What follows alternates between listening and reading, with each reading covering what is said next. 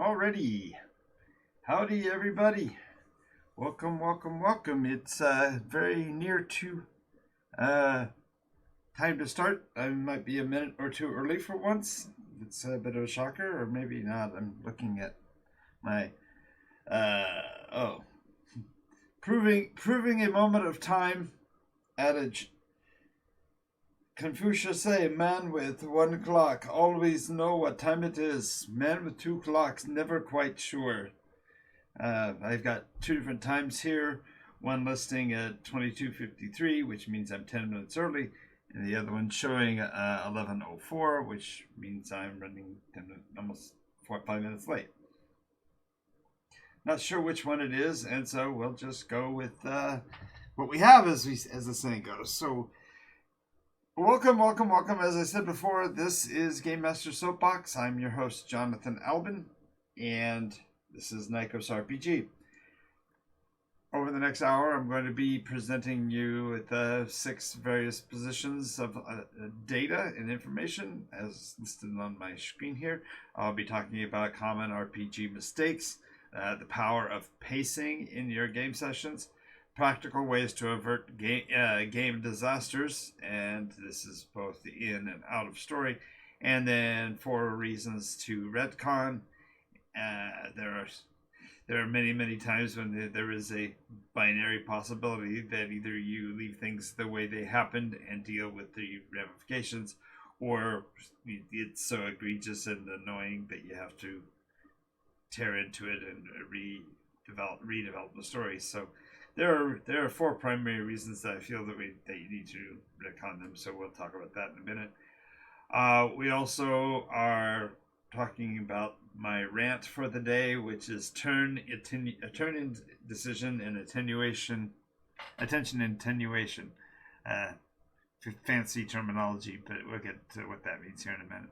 And then we're going to also talk about various alternatives to violence that stem from the elements of role play and whether they are either valid or important, and we'll deal with that specifically as we go through this. So, alrighty. So before we get started, of course, if you've not been with us before, it's roughly 50 minutes or so, an hour, that we have our little chat here, and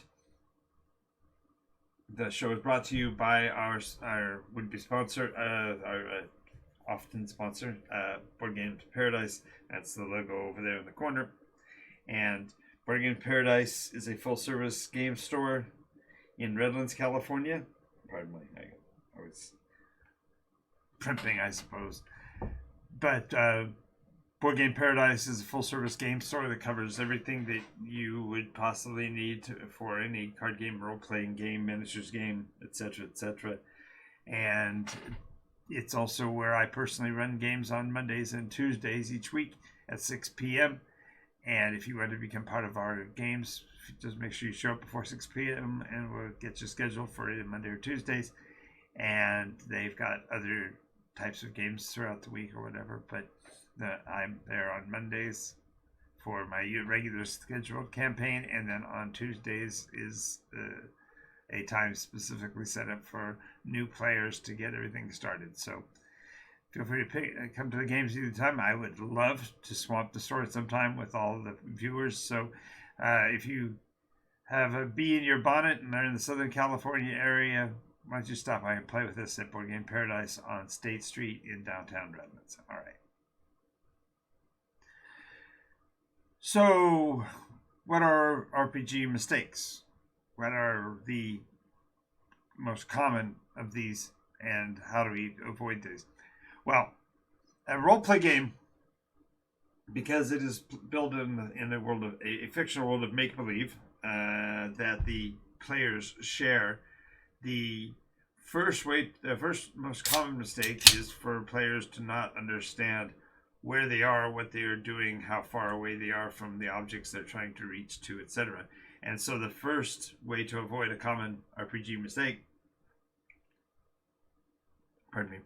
is to actually recognize that you don't have complete information about the location or whatever. So the first way to avoid common RPG mistakes is to ask questions. If there is any question at all that your information that you're just making your decisions based on in the game are accurate, then the best thing to do is ask questions. I've been doing this long enough to realize that most game masters are more than willing to answer particular questions about what's going on in the game, if only to avoid problems. So realize that it's perfectly okay to question the scene before you dive in. And this process of questioning, of course, is going to be the classic, detective story type of questions: who, what, when, where, why, how. What information do you lack to make the decision? And it seems almost counterintuitive, but it's actually better to have a more general knowledge over a specific knowledge of what's going on in order to resolve the problems, because many of the challenges are worked out simply by knowing what you don't know. So the challenge, I suppose, is that when you are a game player and you're in a role play environment and the setting has been described in such that you either were not completely attentive to it or whatever, so it's important to make sure that you have the right frame of reference. So asking questions is the first way to avoid these generally common RPG mistakes. Another is to recognize it by the tone and the context of what the storyteller is saying, whether that commentary, that narrative that he is presenting, is part of a quote from a participating NPC, or if it's still factual elocution. Sometimes a game master will kind of forget his place and be answering a question in character that should have been answered out of character, and even specifically knowing whether you're in one state or the other is really important. So a second way to avoid common mistakes in RPGs is to have a recognized vocabulary, a unifying text, content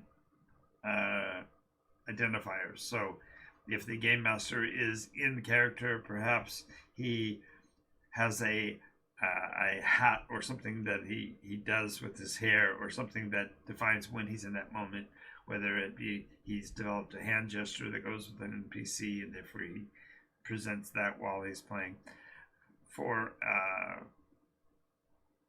the easiest way to avoid any problems with this within an RPG is that in the moments where you're not certain whether you're in character or out of character, default to assuming that you are in character, and if you wish to ask a question that is outside of the parameters, simply use your declared nomenclature for moving out of character. So in our group, if I'm presenting information to a player and the player has gotten confused, they simply will raise a hand, make a gesture, and comment in the meta, and then ask their question, whatever, because the phrase "in the meta" has become our default way to transfer out of character. So if they have asked a question in character and I'm responding to that in such a way that they're not certain whether or not the question that I'm answering is intended for the player or for the character,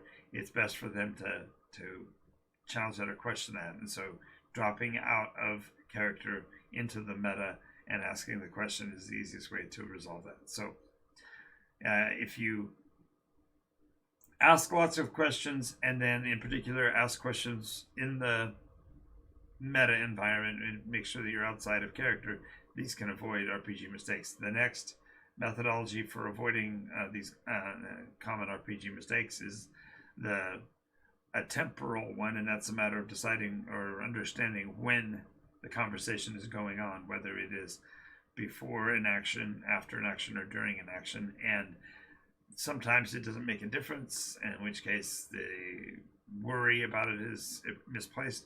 But there are times when, for example, you're asking about something that happened last round, and the positioning in time has been lost, and so it's a matter of redefining where in the timeline, where in the frequent sequence of events did this conversation occur.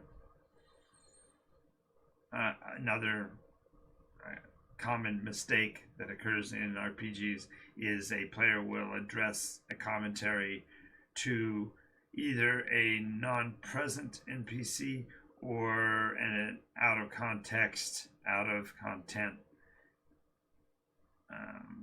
address made to a player that, or an NPC that wasn't even there in the first place. So it's best, again, to clearly understand the setting of the scenario and ask the clarifying questions before the RP portion triggers. And finally, to realize, to improve your chances of avoiding another RPG mistake, is to recognize when a scene has ended. Generally speaking, fight scenes are over when the fight is won by one side or another, and the game master has called for the conditions that should be placed on the person who has lost the encounter. So being sure of whether or not the action is still going on, and therefore the call for activity has to do with what the characters are actually doing compared to what they might be saying. This will avoid making statements in character that are out of place, and also reduce the confusion between what is going on and what has already happened. So here we go.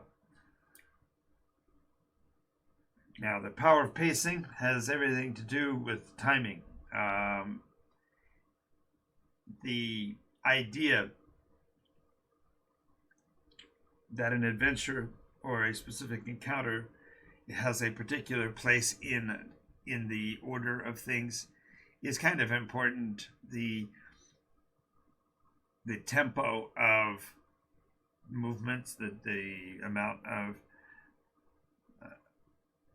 downtime between segments of a conversation are important for the idea of pacing. And in particular, this would be like the aspect in particular I'm speaking of would be moving from one scene to another scene in a narrative fashion. So if you are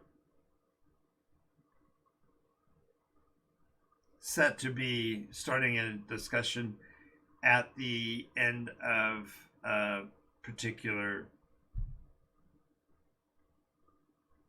event, then the speed at which you move and the description, at the rate at which you give descriptive information, and the amount of detail you provide in that conversation, all are ways of monitoring and maintaining your intentional pacing.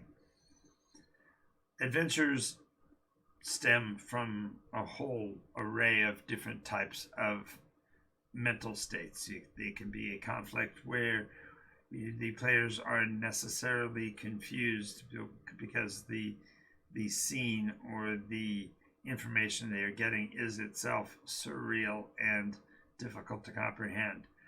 Perhaps another example would be the amount of information they are getting is analytic and deliberate, and they have plenty of chronological time to dissect the information that is coming in and making decisions based on the amount of detail and the nuances. Then they have a kind of a handle on the pacing, so the players can actually control and monitor the pacing as well. And this has to do with what you have set in motion as a storyteller for them to work with. If you've already said that you are, trying to finish this certain action before a certain time, then there is a need for haste that is easy to maintain if you keep the pacing to match. And the level to which you describe detail tells the player how important the information is, but it also tells them how quickly you expect them to catch on to what's going on. And the methodology for advancing the story is based on your ability to do so through pacing. And I probably have completely bewildered and befuddled you with that one, and that's a completely other skill. So just realize that the power of the pacing of a story gives the players a clear understanding of how quickly they need to make decisions, and therefore exhibits to the player how much time they should take in making those decisions.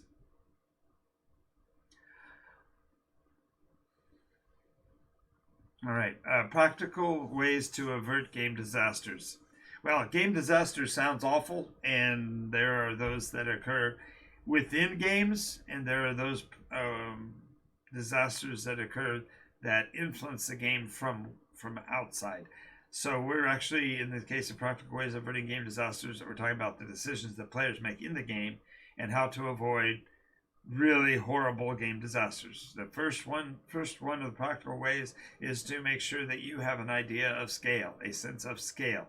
What you are calling for to doing in game as an action has consequences, and if you are trying to monitor and maintain a pathway for the group as you've already expressed it, then it's best to have a clear understanding of what the gravity, what the intensity that might occur based on the action that you are trying to add to the game.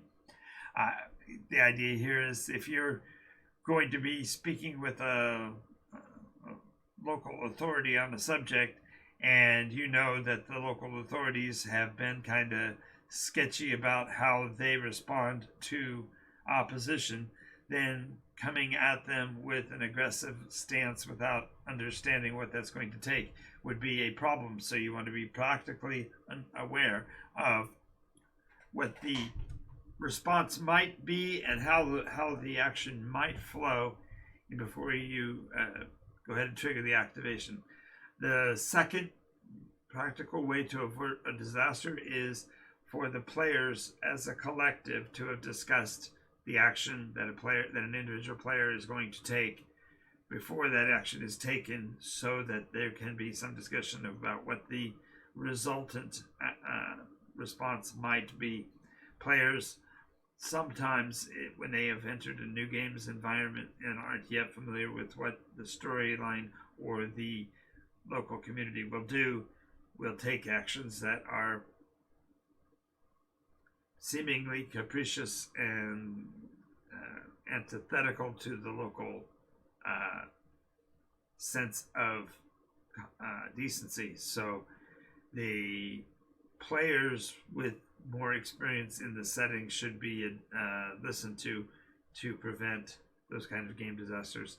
Another is for the player, more so than the character, but the player needs to have a really astute awareness of why they're doing what they're doing. A lot of times players will have looked at the character's action options and figured that they're, the character that they're playing is not a real thing, and the description of the situation by the storyteller is sort of silly, and so they think that they can take a more cavalier approach and call for an action that may in most senses be irrational or even dangerous, and they do so only because they're trying to get a visceral reaction from the storyteller. and this can cause a great disaster for the group as a whole when the game master responds to that insane action, even if he does so in a rational and thought out response. It still will be a problematic situation for the players. So the collective discussion of actions before the action is taken is usually a great practical way to avert potential game disaster. Another is to think about the the costs of doing certain things. So if there's a relationship with townfolk and the player action is going to undermine that trust that's been building up, it actually harms the game's environment and may actually shut off or limit resources that had been available before. So being aware of what that cost will be or might be is really, really important to keeping the game from going off the rails, so to speak. And notice I say off the rails, and yes, that does mean for the railroad mechanism game masters as well as the non-railroad game masters, because off the rails can also mean literally out of control and therefore be a runaway problem overall. Finally, the last way to avert a game disaster is to be ready to take the consequences of your player's action in game, in a rational way, so that you're not actually exacerbating the problem by making by amplifying it by your inaction or your seeming unawareness. If you feel that your action is going to be causing a disaster or a problem, then be prepared to couch a response that is appropriate and mitigates, if not removes, the disaster altogether. You're far, far better to be aware of and responding to a mistake that you've made than to try to pretend like it didn't happen or try to sweep it under the rug. So all of these practical steps will keep the game's experience and the game's environment on a more even keel and keep things moving the way that the players want it to. Now we'll talk about the concept of retcon. Retroactive continuity is a relatively recent construct. When we were younger, there was no. When I was younger, back in my day. I don't know. They should keep a counter on how many times I get to say that. But back in previous times, you wouldn't necessarily retcon a situation. You just shrug your shoulders and say, "Oh well, we'll move on from here." Yeah, maybe the activity has caused you to poke out an eye. Well, you're going to wear an eye patch from now on. That's the result. We're not going to retcon. But there are four major reasons to retcon. The first reason to retcon is when the retcon is the easiest path. If something has happened and you've made a mistake, or the player's response was misinterpreted or something like that, it's a whole lot easier just to simply, shrug shoulders and say, okay, well, that isn't what really happened. What really happened was this instead. And get tacit complete approval from all the people involved with the scene, and so that if you're all okay with it, then just go ahead and change the outcome. This short version, yeah, maybe it could even be an abrupt change and of a large scale, but if it's collectively understood and makes the most sense, then let it so to be. So that's the first reason to retcon, is that it's just going to, there are times when it's just going to make sense to just completely, change your result and change the reality and move forward from here with that new reality already in place. Second reason to retcon is if the decision that was made occurred when not all of the players were at the table, and the decision, while it may have had lasting effects, really target on the specific actions of the one or two people who may or may not have been there. And so therefore it's easiest to simply say, well, that didn't happen that way because this person, that person, and that person were not in the room, and so therefore it couldn't have really happened the way that we described it anyway, because their actions would have been required, and so therefore we're going to recreate a different continuity and go with that one now for this position forward. This one is particularly useful when the decision that was made perhaps was made in haste, or it was made in a vacuum and there wasn't enough time to get all of the players' responses.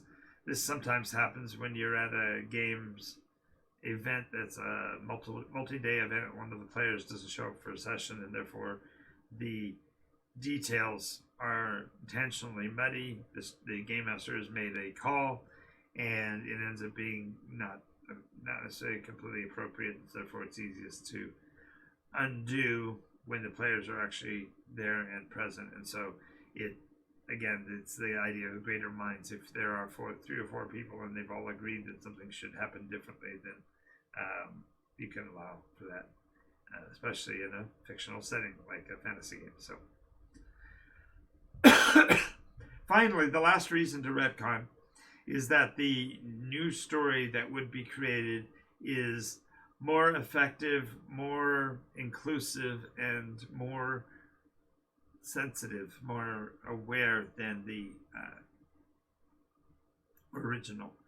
And again, this has to do with maybe not the player's presence, but it does have to do with the player's attention. And sometimes when people are not necessarily completely in the moment, the actions that they call for or the decisions they make are haphazard and perhaps not really fair to the scene. And so a retcon, when it makes sense because everyone agrees that it makes more sense than what just happened in game, then it's perfectly reasonable, if you will, to go ahead and retcon.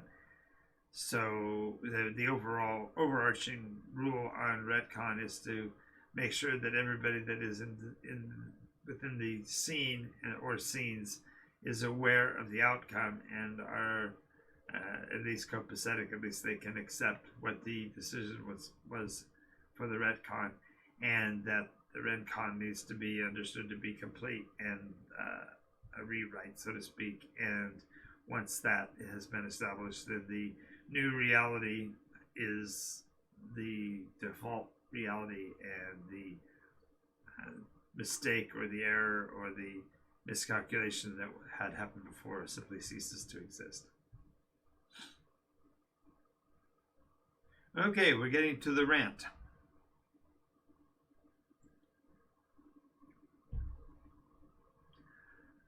This subject's probably not going to take me long to cover because we've touched on it earlier, but the biggest challenge of a role-play game system is that the very process of angling through what the players want to have happen in keeping with the temporal framework of the opportunities that they have is really essential, and therefore the decisions that the players make have to be able to be included. And so when we are talking about a group of decisions that have to happen chronologically close together, it's important that the person who is coming up next in the action sequence is aware of that knowledge and aware of that condition and has really an idea of what they want to do,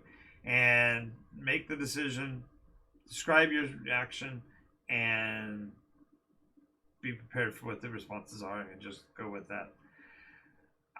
There are countless times in a role play game where you've come to a person, you've already, this is say turn 3 of a conflict. Everyone's kind of aware of who's doing what, and you turn to the first person and ask their action, and they give you Johnny on the spot. You're going to process that action, the die rolls that necessary or whatever, and they turn to the next person, and they're ready, and they give you the information. Everything's Johnny on the spot and nice and smooth. And you turn to the third person, say, "And what are you doing?" And they say, "Where am I again? What's my situation?" It's understood that sometimes in a large group setting, perhaps the particular location that you are isn't fully clear to you, and so it makes perfect sense to ask questions like that.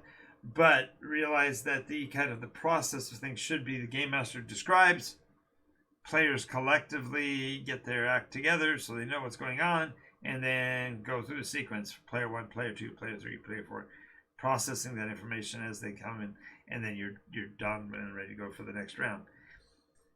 Falling off of that sequence and losing your place is a natural occurrence. Happens sometimes. Even the best of us forget where we are in the story and want to clarify it before moving on.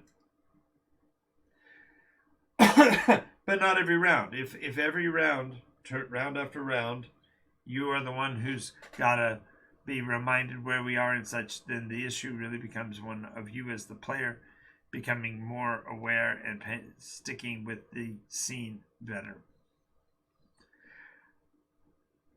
It drives me crazy when it is time to come to a player and I've got to repeat it. I've got to give additional information. I've got to, like pulling teeth to get their decision out of them. And then they decide that's when they want to describe something in the nth degree and make sure that everyone is aware of what they are doing, and they are basically spoofing for the camera. They are drawing attention to themselves. They are making sure that the attention spent on them is extended beyond what's reasonable for other players, and it just is a drag on the game. The very concept of, well, I think I want to do this, but maybe I'm going to do this other thing instead, and there could be a possibility of that third option. I'm not really sure what that kind of turn-in decision is out the window. We have to be able to move through the sequence. So it's one thing to ask where we are and reestablish the establishing scene, but once we've done that, then make a decision to move on. It is rather discourteous to other players to eat up the time of the game session to placate maybe some proportion or some aspect of the scene that either you weren't clear on, or more to the point you want more information on. And doing that in a discontinuous way, if you were asking for additional information turn over turn and intentionally seeming to delay the game, this is a frustration point for the game master, but it's also a harm to the players because their own portions of the game start to be lost because you're dragging out past the time that was reasonable for you to have to come up with your ideas. So yeah, it drives me crazy when a person doesn't have their mind together about what they want to do, and I understand that sometimes it happens, but goodness gracious, if it's the second or third time in a session and you realize that it's you that we're coming back to again with an indecision, that maybe there's something you can do to be more attentive or get more notes or something to make it through the specific scene so that you're not interfering with other people's play experience. All right, I'm gonna get off the soapbox now. Roleplay games, by their nature, are divergent from reality. Probably, I didn't need to say that. It's probably as obvious as the nose on my face or the glasses on my nose.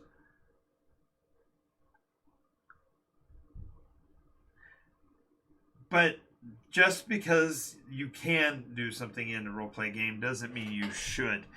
And there are times when the story can lead to a violent competition, and there are times when the violent confrontation can be avoided. And so we're going to talk today about some of the alternatives to violence, because the kind of the moral of the story of role-play games is that sometimes things are not as they seem, and it's best to get a handle on the experience inside the game so that the conditions and events outside the game are not being interfered with. So, obvious situations like the attack of a monster, the destruction of property by a monster or something like that, predicates a violent response. The idea is, okay, you are attacking us, you're attacking our belongings, so we should have the privilege or the option to counter that violence with action of our own. And that action could be violence as well. The idea of an ogre storming into a local community to steal a pig or two out of a poke, and therefore the players having to respond to that by attacking and driving off the ogre can be a perfectly valid alternative. On the other hand, if you have heard that an ogre is nearby and that he has been raiding local pig farmers, one of the alternatives to violence would be to actually go and attempt to communicate with the ogre. This doesn't necessarily mean talk. It doesn't necessarily mean that you have to go and attempt to create a linguistic connection to something that either is not sentient or is irrational or animalistic. The concept of communicating can be as simple as going and the whole concept of going with the pitchforks and rakes and torches and such is to intimidate and scare off such a monster. So this may be a show of a relative show of potential violence, maybe actually superior to the very idea of the violence itself. One thing is to scare somebody, and far different to have your bluff called and actually have to fight. So the alternative to violence, therefore, through communication, doesn't necessarily mean that you're talking. On the other hand, maybe there is a specific position where you've heard of an opposition, you've heard that there is a danger in an area. Finding out who might be responsible and taking it to them for a conversation is certainly also an alternative to violence. Even if the situation comes to being face to face with a being that is being incorrigible or dangerous and such, and taking a few moments to attempt a conversation may actually be sufficient to prevent the violence rather than the propagation of it. So that's the third alternative. Acquiescence can sometimes be the best course of if there's for example, if the cattle on a certain hillside are being eaten by this ogre we were talking about, maybe you simply don't drive your livestock onto that location. Maybe there's a reason why that the creature is seeing the animals that are approaching it as being a nemesis or a risk, a nuisance or whatever, and their reason for attacking them is actually external. So maybe the player's alternative is to move the location and see whether that averts the disaster. So these are ways to handle violence. Another is to simply choose to not be a part of it. Now, this one takes some tenacity and may actually lead to misunderstanding or a encounter with the creature, but sometimes simply being in a place and not resorting to violence will prevent violence. The idea is the creature maybe is not necessarily aggressive but is defensive, and if you react in a way that is non-aggressive, non-attacking, perhaps you can prevent the challenges to it that way. in essence, the alternatives to violence are almost always some form of communication. Whether you're talking or whether you are making an action, the idea is you can avoid a conflict with other methodologies. Maybe it's simply a payoff. Maybe there's something that the person is wanting or doesn't know how to ask for, and you can provide for that.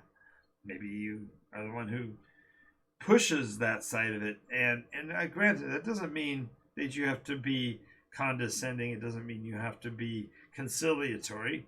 If the conversation leads to a standoff, and of course there can be other alternatives, but the point here is that in role-play games, quite often in the at least historic past, I'm talking about whether it be 3 months ago or 20 years ago, the need to defeat the opposition, the monster or the creatures or the people that you're interacting with, the need to defeat them does not necessarily equate to physically beating them into submission or causing there to be a weapons fight or something like that. The point is that the engagement is a win if it is averted as much as it is a win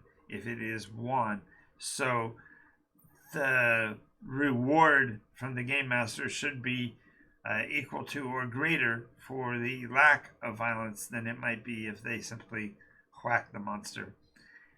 There's so much more to this now that I open this up a bit, but the real point here is that alternatives to violence can be multiple and varied, and each falls to a certain situation, and the point being that the game master should be evaluating and allowing for actions that are not violent to resolve conflicts from time to time, because that's the way people really do work. Sometimes, actually most time, I'd say we don't resort to violence, and that awareness means that we as persons within the scene are going to be acting more like real life, and this situation will feel more natural when we consider our alternatives to violence instead of just turning to bash the monster. So alrighty, so we've talked through my points here. I did want to mention that we will have the NycosRPG experiment on Twitch on Saturday at 10 a.m. Pacific time. So if you want to join us and play in a role-play game as a participant, you can do so simply by joining us in the chat on Saturday and letting us know which of the characters that we're providing that you want to be taking into the game, and then you just provide comments in the game chat, and we act on that during the game, and I accept those comments as the character's actions, and we move forward from that. Also remember, the Board Game Paradise store has live games on Mondays and Tuesdays, and you are more than welcome to join us. Simply drop by Board Game Paradise Mondays or Tuesdays at 6 p.m. and let them know you're there for role-play games, and they'll direct you to the proper table, and we'll see you then. If you like what you see on the videos, make sure you click the like and follow buttons down below. If you're watching this on YouTube, please subscribe to the channel. It doesn't cost you anything, and it helps us to let the algorithm know that more people need to see the content. And if you have particular comments for us on things that you might want me to bring up during a soapbox, don't hesitate to leave a comment in the comments section. I am Jonathan Albin, the Game Master J, also Commander Clueless, and I will see you again in the next section. Goodbye.